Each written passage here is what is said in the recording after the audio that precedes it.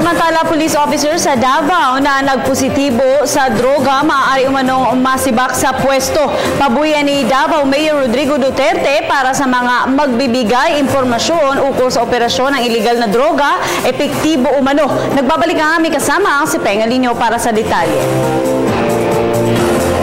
Ito na, ikalawang pagkakataon na nagpositibo sa droga ang isang opisyal ng pulis sa Davao City Police Office o DCPO matapos ang isang random drug test Lunes ng umaga sa loob ng compound.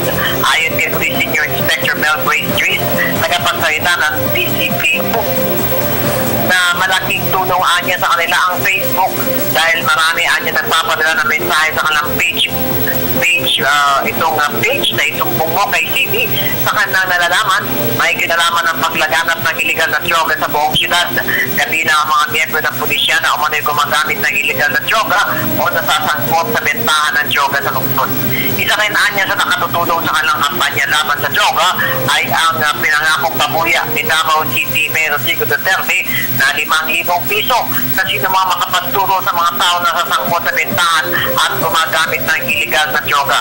Nanawagan naman ito sa lahat na huwag na pumasok sa mga maling gawain, lalo na sa paggamit ng iligal na droga na makakasira lamang sa kanilang kinabukasan, bagos makipagtulungan sa mga otoridad. Para sa Telebisyon ng Bayan, Pengalinho, Radyo ng Bayan, Davao.